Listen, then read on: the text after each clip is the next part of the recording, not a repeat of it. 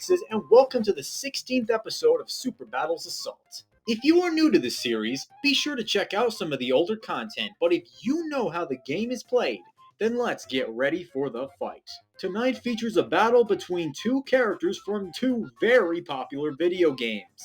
Pac-Man, the pellet-eating machine, and Steve, the Minecrafting master. Now as usual, let's go over the rules for this circumstance. For Pac-Man, only the video game canon will be used. However, in this battle, weapons, equipment, and power-ups are actually allowed, and Pac-Man has access to a plethora of them. And for Steve, the same rules apply. Weapons and equipment are allowed, and no outside help. These two have been analyzed, and it is time to find out who will win this Super Battle Assault.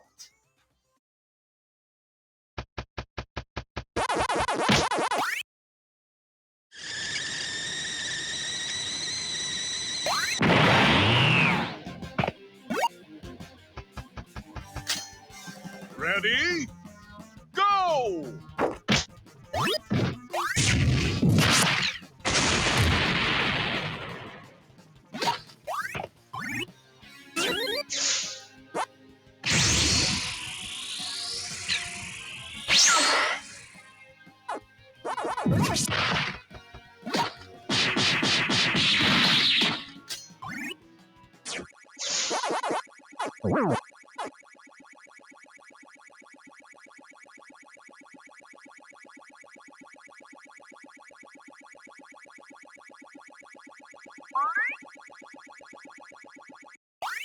Don't worry, I'll explain that in the analysis. Just get back to fighting.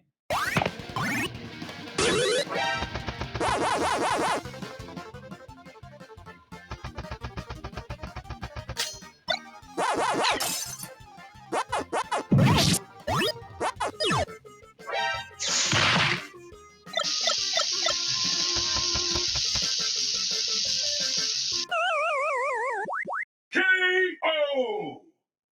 Huh, I guess Steve now has the perfect resources for a new crafting table, am I right? Okay, that was god-awful, I agree. But either way, our winner is Steve. Now, I know a lot of fans will disagree with this, and I'm pretty sure they did not see this coming. So just hear me out on this one onto why I think in a fight like this, Steve would take the victory. While it is true that Pac-Man has more experience, more stamina, and has absolutely no weaknesses, those aren't even physical stats. In any other category, Pac-Man just can't compare very much. Steve has been seen trading blows with the Ender Dragon and the Wither, in which both of those enemies are easily town level. While Pac-Man can still destroy monsters of his size with relative ease, they're only at building level. And without a doubt, Steve obviously has faster reaction speeds. Steve is fast enough to keep up with the Endermen, in which they can dodge arrows at a point-blank range. This is approximately massively hypersonic. And what are Pac-Man's speed reactions?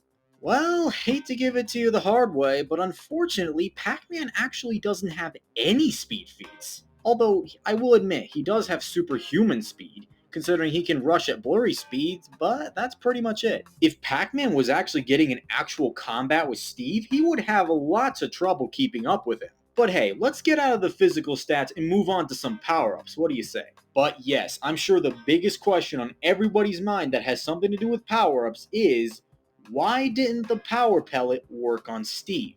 You might think that Pac-Man is on a completely different level now, that he has the ability to just eat ghosts straight out of the blue.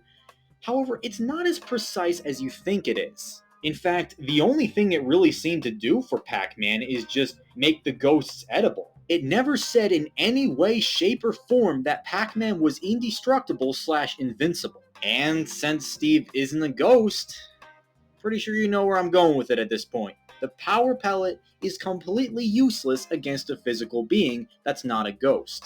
But now moving on to the power-up that actually did have a large effect on the battle, the super pellet. With this pellet, he can grow in size. And it also offers more strength and speed. While this may definitely be a challenge for Steve, it's definitely something he can overcome. And I mean, it's not like he hasn't faced giant foes before, like who do you think the Ender Dragon is? Besides, whether Pac-Man did have the super pellet or not, Steve has excellent range when it comes to the bow and arrow. And keep in mind that that is a weapon you can defeat the Ender Dragon with.